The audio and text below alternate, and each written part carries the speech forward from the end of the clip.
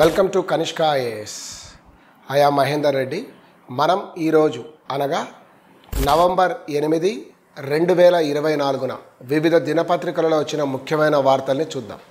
అందులో మనం ఈరోజు సాక్షి పత్రికలో వచ్చిన ఒక వార్త ఏంటంటే ఎంబస్ AMBIS automated multi modal biometric identification system అనేది ఒకటి వచ్చింది.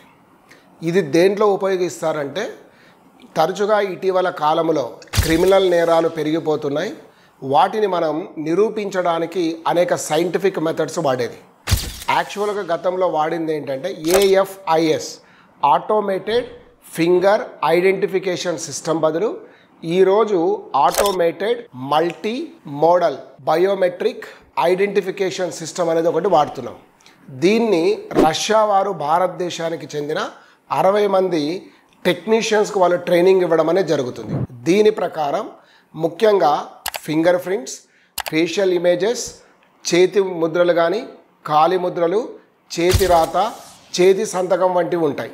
సో దేని ప్రకారం అంటే new criminal procedure identification act 2020 ప్రకారం ఈ సిస్టమ్ను మనం డెవలప్ చేసుకుంటున్నామన్నది. ఏదైతే నేను చెప్పానో ఎంబస్ అనేది పూర్తిగా ఆర్టిఫిషియల్ ఇంటెలిజెన్స్ పైన ఆధారపడి ఇది కొనసాగుతుంది. సో దీంతో మనం అనేక రకాలుగా నేరాలను నిరూపించడానికి ఒక అవకాశం ఉంటుందని మనం భావించవచ్చు. ప్రపంచంలోనే ఈ విధానాన్ని అవలంబిస్తున్న మొదటి దేశం రష్యా అయితే రెండవది భారత్ అని మనం చెప్పుకోవచ్చు. మరొక విషయం ఏంటంటే మీరు ఇప్పుడు పత్రికలలో చూశారు నిన్న ట్రంప్ విజయం, డొనాల్డ్ ట్రంప్. మరి డొనాల్డ్ ట్రంప్ నిన్న ఎన్నికయ్యాడు. అంటే ఫైనల్ రిజల్ట్ అనేది మనకు నవంబర్ 7న కనిపించిన ఆయన ప్రమాణ స్వీకారం వచ్చేసి జనవరి 20, అంటే దాదాపు 75 రోజుల పాటు పాత అధ్యక్ష భవనంలో ఉంటూ దేశాధ్యక్షుడి యొక్క బాధ్యతలు నిర్వర్తిస్తాడు అనేది మనకు తెలుసు. నిజంగా 1788లో మొదటిసారిగా అమెరికాకు ఎన్నికలు జరిగిన తర్వాత జార్జ్ వాషింగ్టన్ తను ప్రమాణ స్వీకారాన్ని చేసింది మాత్రం ఏప్రిల్ 20న. కారణం ఏంటంటే వాళ్ళు ఆ యొక్క న్యూయార్క్ నగరానికి రావడానికి ఆ రోజులలో ఉన్న చలికాలంలో దూర ప్రాంతాల నుంచి సెనేట్ మెంబర్లు కానీ అధ్యక్షుడు ఉపాధ్యక్షుడు వచ్చే వరకు చాలా సమయం తీసుకునేది. దాని ఫలితంగా ఈ ఆలస్యం అంతా అన్నది మనకు తెలిసింది.